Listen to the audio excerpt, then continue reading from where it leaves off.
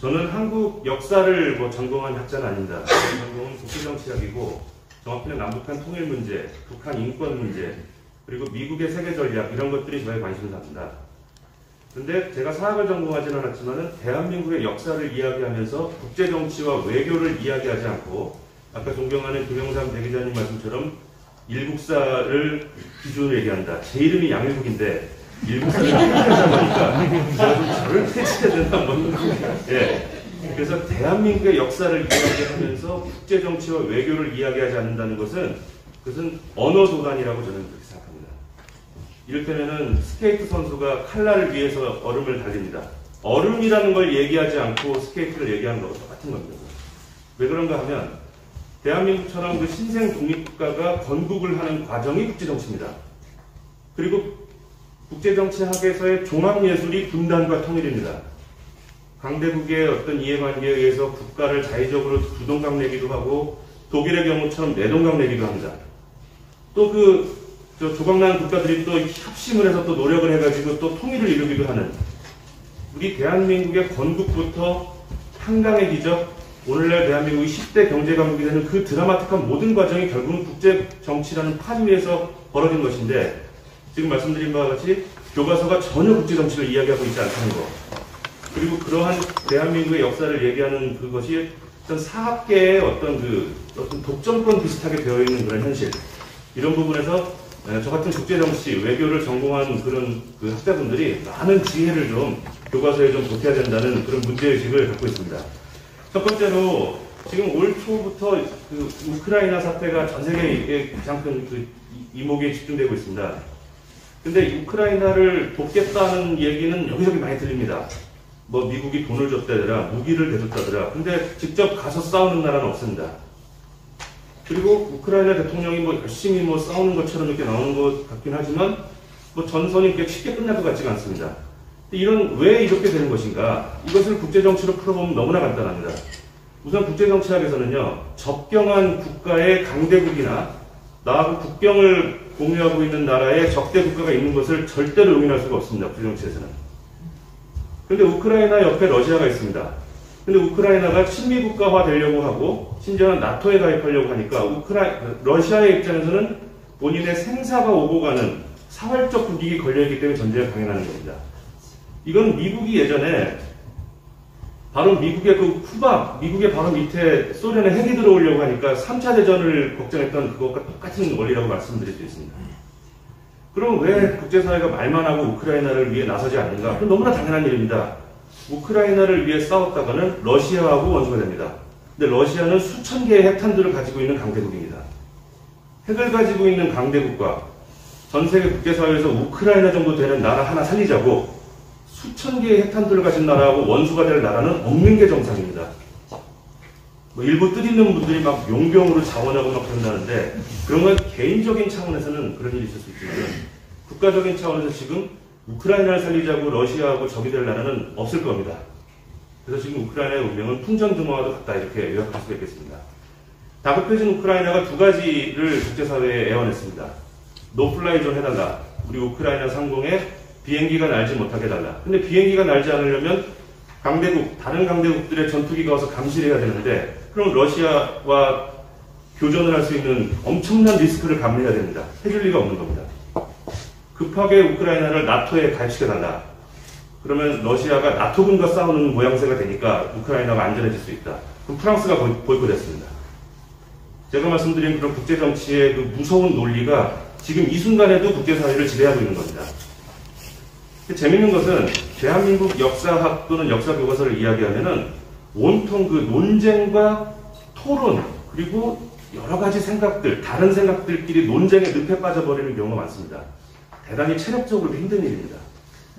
6.25가 북한에 의해서 벌어진 전쟁이라는 것을 납득시키는데 무려 한 70년이 걸린 겁니다.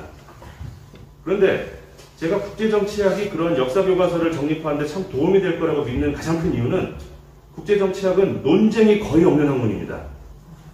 국제정치학을 공부하는 학자다 그러면 그냥 그 사람은 거의 현실주의자라고 봐도 무방한 그런 지형입니다. 제가 지금 말씀드린 현실주의 국제정치학은 국제정치학을 압도하고 있는 학문이고 여태까지 이 학문이 만들어진 100년 이후에 근본적으로 이게 잘못됐다고 할 만한 그 반론이 제기된 적이 없습니다. 그렇기 때문에 어떤 의미에서 그 세계 정치론이라는 책이 있는데 전 세계 말하자면 대학교 1학년 학부생 정도가 보는 그 교양책입니다. 근데 그 책에 현실주의를 뭐라고 소개했냐면 타임리스 위스덤이라고 그랬습니다. 이건 영원한 진리다라고 소개하는 겁니다. 그리고 2차 대전 이후에 국제 문제를 전공하고 외교 문제를 전공한 사람은 그냥 리얼리스트로 봐도 된다. 이게 마이클 도일 같은 학자들이 이야기한 겁니다. 그래서 이 현실주의에 여러 가지 그 지침이 있는데 이 현실주의의 4가지 공식만 생각을 하고 국제관계를 보면은 답이 정확히 나옵니다. 아까 말씀드린 것처럼 접경한 국가에 적대 세력이 들어오는 걸 용인할 수 없습니다. 그건 사활적인 이익입니다. 우크라이나가 나토에 가입을 해서 거기에 미군이 와서 훈련을 한다든지 나토군이 자유롭게 우크라이나를 드나드는 상황을 러시아는 용인할 수 없을 겁니다. 그것은 6.25가 발발한 이유하고도 정확히 일치합니다. 소련의 입장에서는 북한 영토 또는 한반도에 미군이 자유롭게 왕래하는 것을 용인할 수 없었기 때문에 김일성을 앞세워 전쟁을 허락했다고 봐도 무방한 겁니다. 두 번째는 이웃한 국가는 대개 적인 경우가 많다. 이게 국제정치의 기본 상식입니다. 그래서 우리 여러 선배님들께서 원교 근공이라는 말씀을 해주셨는데 정확히 일치하는 얘기입니다. 또 세 번째는 모든 국가에는 국익의 우선순위가 있습니다. 첫 번째가 무조건 생존입니다. 생존하고 가야 됩니다. 우리나라의 지난날의 지도자들을 평가할 때 대한민국을 생존하게 만들었다는 점은 한 교과서도 평가하지 않습니다. 그럼 대한민국은 건국부터 7, 80년대를 거치면서 한 번도 생존의 위협이 없었던 시기가 없습니다. 대한민국은. 한 번도 생존의 위협이 없었던 시기가 없는 대한민국이 생존을 하고 국가의 주권을 지켜낸 것을 한 교과서도 그걸 공으로 평가하고 있지 않은 겁니다. 그래놓고 무슨 의사가 드라마 같은 데서 무슨 엄청난 암 환자 살려놓으면 대단하다고 하면 눈물 흘립니다. 대한민국 지도자들에게 공통적으로 지금 너무나 박한 평가를 하고 있는 겁니다. 네 번째는 국제정치학에서 동맹은 공통의 적을 상대하기 위해서 맺는 거지 내가 매력적이고 내가 마음에 드는 나라고 맺는 것이 아닙니다. 그런 점들을 제가 논문에 정리를 해놨습니다. 자, 그런데 아까 김용상 기자님 말씀처럼 대한민국의 교과서가 얼마나 일국사적, 얼마나 우물한 개구리로 적어놨냐면 그냥 건국이 왜 됐느냐, 건국의 과정을 어떻게 설명하고 있느냐, 그냥 건국이 된 겁니다. 그냥 국제사회가 승인한 겁니다. 그냥 6.25는 왜 발발했느냐, 그냥 북한이 남침한 겁니다. 그냥 대한민국의 산업화, 경제성장은 어떻게 이루어졌느냐, 몇 년도부터 동해안에다가 중공업시설을 짓기 시작했고 그래서 경제성장했어. 그 사이에 누가 어떤 땀을 흘렸는지, 그 사이에 누가 얼마나 희생을 하고 헌신을 했는지는 안 적는 겁니다. 이건 일국사냐 세계사적 관점을 얘기하기 전에 부실한 교과서입니다. 이거는. 이 교육학 전공하진 않았지만 이 역사교육의 이유가 뭡니까? 역사적 관점으로 과거, 현재, 미래를 조망할 수 있는 인재를 만드는 게 역사교육의 목적입니다. 근데 지금 대한민국의 현행 교과서는 과거, 현재, 미래를 인과적으로 조망할 수가 없습니다. 그냥 어느 날 건국되고 어느 날 전쟁이 나고 16개국은 그냥 참전합니다. 교과서대로라면. 그냥 대한민국은 그냥 원래 경제성장을 했고. 근데 나중에 물어봤습니다. 제가 왜 이런 교과서가 만들어지는지를 그쪽에 실무진한테 제가 직접 들었습니다. 제가 교과서가 이거 왜 이렇게 부실해? 맥락도 없고 왜 이렇게 교과서가 부실하지? 그 어떤 관계자가 직접 저한테 한 얘기가 야 임마 그래야 참고서 팔아먹지. 지금 현재 그 활동 교과서를 놓고 어떤 역사적 사관의 문제, 일국사냐 세계사냐 이걸 얘기하는 건 너무 고급스러운 평가해 주는 겁니다. 자체가 부실 교과서입니다. 이거는. 자, 그래서 제가 교과서의 그 얼토당토하는 부분들을 제가 일일이 캡처해가지고 제 논문에 넣어놨습니다. 댁에 돌아가셔서 보시면은 이 교과서가 얼마나 부실한지 알 수 있습니다. 자, 그래서 이후에 근현대사 교과서를 이제 수정 보완하고 또 좋은 대안 교재를 만들기 위해서 제가 몇 가지 대한민국의 건국과 산업화와 또 위기 극복의 사례 가운데서 이런 내용이 좀 들어가면 좋겠다는 얘기를 제가 몇 가지만 소개하겠습니다. 우선 대한민국 건국 과정은 대단히 위대한 도전과 응전의 과정이었습니다. 제가 논문에 정리해놨습니다만은 자, 우리가 8월 15일에 1948년 8월 15일에 정부 수립을 했습니다. 그리고 그때 미국에서 축전을 보내면서 강대국의 승인까지 얻은 겁니다. 근데 대한민국 교과서는 다 하나같이 국가의 수립 조건을 국민, 영토, 주권 세 가지만 가르칩니다. 그게 바로 전형적인 일국사적 관점인 겁니다. 근데 신생 독립국이 국가로 인정받는 데는 국민, 영토, 주권보다 더 중요한 게 있습니다. 강제국의 승인이 있어야 됩니다. 여기 동두천에 제가 땅을 좀 사가지고 오늘 모인 분들하고 같이 여러분이 국민입니다. 우리가 선거에서 대통령도 뽑고 총리도 뽑으면 그게 나라가 됩니까? 바로 이런 가장 기본적인 내용들을 누락하고 있는 겁니다. 그래서 1948년에 정부 수립, 그리고 미국의 축전, 그해 12월에 유엔의 공식 승인까지 엄청나게 많은 사람들이 땀을 흘렸습니다. 그런데 제가 이 논문에 안 적었습니다만은 소련이 조직적으로 이걸 방해한 겁니다. 남한이 유엔에 의해서 정식 국가로 승인되게 되면 절반 영토 뺏긴다. 어떻게든지 그 대한민국을 정식 국가로 승인하는 그 안건이 안 올라오게 하려고 소련의 비즌스키 같은 그 사실상 정치 장교가 엄청난 그 로비를 해서 계속 지연시킵니다. 장면 박사를 포함해서 그 유엔에 파견한 우리 파견단이 정상적인 그 자격조차도 인정받지 못해가지고 옵저버 자격으로 12월까지 9월에 갔는데 12월 초까지 방청석에서 옵저버로 그냥 앉아 있었던 겁니다. 그 유엔 총회에 총 50개국이 총 참석을 했는데 50개국을 관계자를 다 만나는데 석 달이 걸렸습니다. 안 만나준 겁니다. 그럼 우리나라를.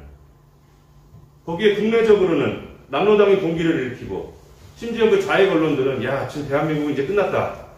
대한민국을 지금 국가로 승인받으려고 나가서 지금 외교전쟁을 뛰고 있는데 국내에서는 막 반란이 일어납니다. 또 제 논문에 적진 않았지만 김구 선생님 같은 경우는 남북한 모두 그 외세가 철수한 이후에야 국가 승인을 논의할 수 있을 것이다. 이런 주장을 하면서 결과적으로 그 파견단을 힘들게 만들었습니다. 이런 도전과 우전의 역사를 학교가 가르쳐야 한다고 생각합니다. 그냥 앞뒤 다 빼고 12월에 유엔으로부터 승인받았다. 그냥 승인받았다고 가르치는 교과서로 아이들을 가르쳐서는 안 된다고 생각합니다. 두 번째로는 대한민국의 경제성장의 과정도 물론 이건 우익정도 좀 반성할 부분이 있습니다. 박정희 대통령이나 그 군사정부에서 그 경제성장을 이끌었던 지도자들을 지나치게 신격화한 것으로서 약간의 반감을 샀던 측면이 있습니다. 그래서 우리가 그런 점은 좀 절제하는 차원에서 박정희 대통령의 그 성공적인 그런 한강의 기적 역시도 미국이 깔아놓은 국제무역의 질서에 대한민국이 편입했기 때문에 가능하다. 이렇게 보는 것이 국제정치적인 결론입니다. 자, 그런데 우리가 미국에게 원조를 받아내고 해외에서 차관을 받아오고 원자력 발전소라든지 포항제철이라든지 그런 기술을 받아오는데 공짜로 주는 게 아닙니다. 지금 현행 교과서는 그냥 공짜로 주는 것처럼 되어 있습니다. 미국으로부터 기술을 이전했다. 미국으로부터 차관을 받아냈다. 그냥 주는 겁니다. 그냥. 이 교과서로만 공부한 아이들이 국제무대에 나가면 이상하다. 우리 교과서에서는 강대국은 다 그냥 주는 걸로 되어 있는데 왜 나한테는 안 주지? 아마 그렇게 볼 때만 겁니다. 포항제철을 만든 박태준 사장이 맨 처음에 없는 기술, 없는 돈에 제철소를 만들려고 하다 보니까 본의 아니게 스파이 짓을 할 수밖에 없었습니다. 그래서 포항제철을 만들 때 제일 먼저 지은 게 직원 연수원 교육원입니다. 그래서 똘망똘망한 직원들을 뽑아서 일본에 연수를 보냈는데 거의 연수라는 게 지금의 기준으로 보면 유학 가는 거지만 그때 기준으로는 거의 스파이전인 겁니다. 그래서 일본인들이 안 보여주는 설계 도면을 한 번 더 보려고 밤에 몰래 사무실에 들어갔다 걸리기도 하고 관리하는 경비 아저씨를 불러내서 술을 먹여가지고 잠깐만 좀 보여주시면 안 되냐. 이런 피눈물 나는 일을 해서 하나씩 기술을 축적해서 포항제철이 만들어진 겁니다. 현행 교과서는 몇 년도 언제부터 동해안에 중공업, 제철소 등이 들어섰다. 누가 만들었고 어떻게 만들었는지는 안 가르쳐주는 겁니다. 우물한 개구리를 만드는 겁니다. 근데 지금 그 대한민국의 그런 그 경제 발전 역사를 보면 그런 그 악전고투가 한두 가지가 아닙니다. 예를 들면 소양강 댐을 만들 때 현대건설이 그걸 이제 맡게 됐는데 그만한 댐을 지어본 적이 없는 겁니다. 대한민국이. 그러니까 당연히 그 건설교통부에서는 야 그럼 일본이 그 댐 건설 경험이 많을 테니까 그쪽에다 자문을 한번 구해봐라. 근데 일본에서는 그 소양강 댐은 콘크리트로 지으면 좋겠습니다. 철근과 콘크리트로 튼튼하게 지으면 됩니다. 이렇게 이제 시방서를 보내는 겁니다. 근데 현대건설 관계자가 보니까 정주영 회장이 보통 사람이 아니죠. 뭐? 야 소양강에 널린 게 자갈과 모래인데 왜 콘크리트로 댐을 지으래? 이 자식들이 이거 대일 차관으로 우리한테 준 돈 다시 빨아가려고 잔머리 쓰는 거 아니야? 그러니까 그 교과서에서 얘기한 것처럼 그냥 외국에서 차관 주면 네 하고 받고 외국에서 기술 주면 내하고 받은 게 아닙니다. 수많은 사람들이 굳이 그렇게까지 할 필요 없는데 애국심으로 똘똘 뭉쳐서 서류를 검토하고 공부를 하고 정보를 빼와서 우리가 국부를 아꼈던 겁니다. 근데 재밌는 것은 일설에 의하면 그때 이한림 장관이 군 출신의 훌륭한 관료입니다. 근데 그분은 반대했던 겁니다. 야, 니네들 댐 건설도 안 해본 놈이 무슨 자갈과 모래 따위로 댐을 짓느냐. 그건 안 된다. 그러니까 박정희 대통령께서 당신이 양보해라. 내가 포병 장교 출신이다. 콘크리트나 철근으로 댐 지어봤자 포탄 몇 개 맞으면 날아가지만 모래와 자갈로 쌓으면 그거 끄떡없다. 소양강 댐이 어디 그게 전기를 생산하는 목적만 있냐. 국가 안보의 문제 달려있는 거다. 그런 위기마다 그 올바른 판단을 할 수 있게끔 그 교통정리를 해준 지도자가 있는 겁니다. 이거 외에도 이승만 대통령이 맨 처음에 그 우리나라 원자력 발전소를 짓겠다는 사실 그 정말 원대한 꿈도 이렇게 원대한 꿈이 없습니다. 전 세계에서 가본보다 가난한 나라가 원자력 발전을 짓겠다고 덤볐던 겁니다. 그럴 때 가장 똑똑한 수재들을 뽑아서 유학을 보냈는데 그 당시 잘 아시겠습니다만 $10, $20라도 달러를 쓸 때는 대통령이 결제를 했습니다. 그만큼 돈이 없었던 겁니다, 우리가. 그런데 원자력 발전소를 만들겠다고 유학 보낼 때는 이승만 대통령이 그 돈을 아끼지 않았습니다. 일일이 불러서 금일봉까지 줬습니다. 바로 이런 지도자들의 결단, 또 실무진들의 헌신적인 노력이 있었기 때문에 한강의 기적이 가능했던 겁니다. 그런가 하면 대한민국이 외교를 잘못해서 망가진 사례도 있습니다. 그것도 저는 역사 교과서에서 가르쳐야 한다고 생각합니다. 대한민국의 지금 현행 교과서는 97년에 IMF를 관치금융 또는 기업들의 그런 잘못된 관행 때문에 외환위기가 왔다 이렇게 설명을 하고 있습니다. 근데 IMF 같은 것은 명백히 국제정치의 산물입니다. 그거는. 다 아실 겁니다. 제가 1997년에 갓 대학에 들어간 신입생이었기 때문에 어느 날 갑자기 길거리에 사람이 끊기고 뉴스를 켜면은 어느 회사가 부도났다는 뉴스로 그 9시 뉴스가 시작하는 그 서늘한 기분이 제가 지금도 기억이 납니다. 국가가 외교를 잘못하면 그 피해는 서민들에게 오는 겁니다. 그 당시 김영삼 대통령은 문민정부라는 타이틀로 엄청난 인기를 얻었습니다. 그러니까 그때 농구 선수, 그 농구 슈퍼스타 허즈보다 인기가 많았습니다. 설문조사를 하면. 그러니까 아마도 제가 그분을 잘 모르지만 아마도 그런 정도의 인기에 아마 좀 도취된 면도 있었을 것 같습니다. 그래서 쇠고기 5158이라는 세균이 나왔는데 한 50도 내지 60도로 가열하면 되는 겁니다. 그냥 우리 한국 사람들처럼 찌개 좋아하고 사골 좋아하는 사람들은 큰 문제가 없는 겁니다, 그게. 그러니까 클린턴 대통령이 김영삼 정부에 전화를 해갖고 적당히 좀 넘어가자. 근데 적당히 넘어가줬으면 좋았을 텐데 쇠고기에 이런 균이 나왔어? 안 돼. 양담배도 수입 안 할 거고 자동차도 수입 안 해. 그러고 버틴 겁니다. 거기에 국민들은 박수를 보낸 겁니다. 그렇지. 대통령이 저렇게 강대국에게 큰 소리도 치고 그래야지.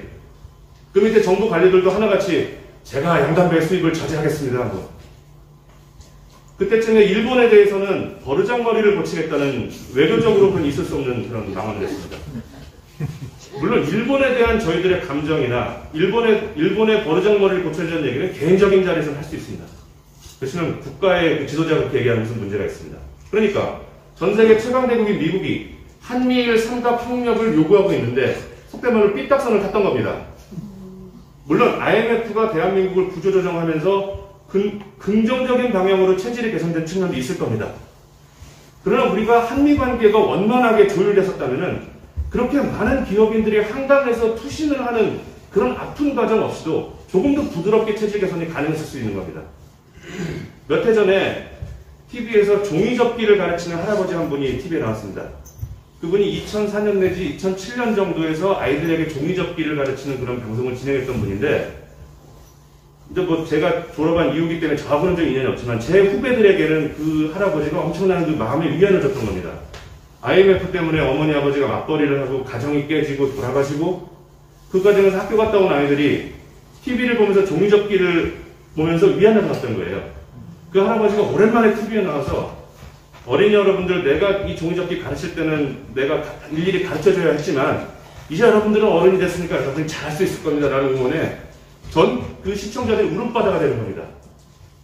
지도자가 외교를 잘못하면 그렇게 된다는 겁니다. 그래서 아까 김영삼 기자님 말씀을 그대로 받아서 일국사적 관점으로 가르쳐서는 안 된다. 아이들을 더 이상 우물한 개구리로 만들어서는 안 된다. 제 뒤를 이어서 유신 정권이라든가 박정희 정권이 왜 그럴 수밖에 없었는지에 대해서 그런 부분도 가르쳐야 된다.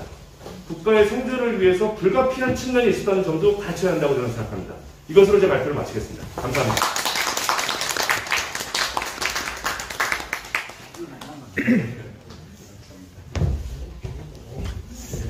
제가 5분 전에 시간을 알려드린다고 해서 알려드렸습니다.